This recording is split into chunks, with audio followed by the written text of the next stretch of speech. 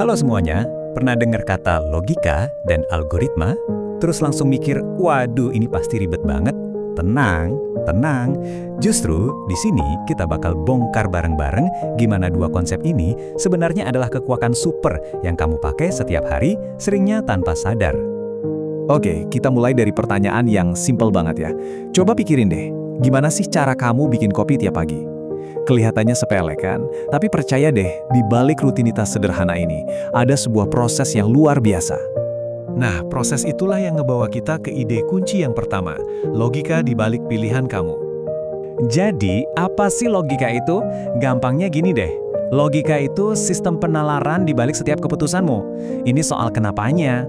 Kenapa kamu nambahin gula? Ya karena kopinya pahit. Kenapa kamu pakai air panas?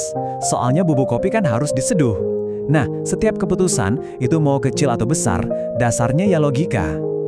Oke, kalau tadi logika itu soal kenapa, nah algoritma ini soal gimananya.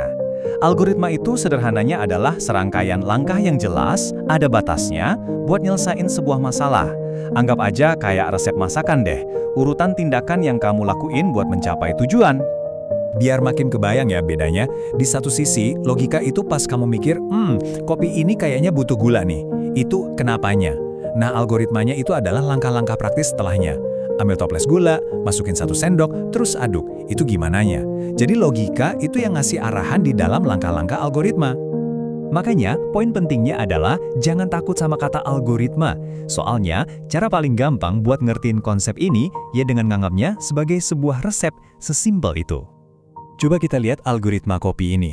Langkah 1, siapin cangkir. Gampang. Langkah 2, masukin bubuk kopi. Oke. 3, tuang air panas. Nah, di langkah 4 ini, dia momen logikanya bekerja. Perlu gula nggak ya? Terus langkah 5, aduk. Beres kan? Urutannya jelas, ada awal dan akhirnya, setiap langkahnya spesifik, dan hasilnya adalah secangkir kopi. Itulah inti dari sebuah algoritma. Oke, dari dapur, sekarang kita coba loncat dan bawa pemahaman ini ke dunia yang kedengarannya lebih teknis, ke dunia komputer. Soalnya, ini nih yang keren banget.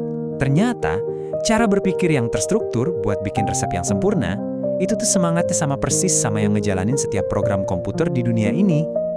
Lihat di perbandingan ini. Logika di resep kita, kalau kopinya terlalu pahit, ya tambahin gula. Itu diterjemahin hampir plek-ketiplek ke logika kode. If coffee is bitter, then add sugar. Mirip banget kan? Atau aduk sampai gulanya larut. Itu jadi sebuah perulangan di kode, while sugar is visible, stir coffee. Ini bukan dua dunia yang beda, ini cuma bahasa yang beda untuk logika yang sama. Nah, ini semua ngebuktiin satu hal yang penting banget, yaitu tentang kekuatan berpikir terstruktur.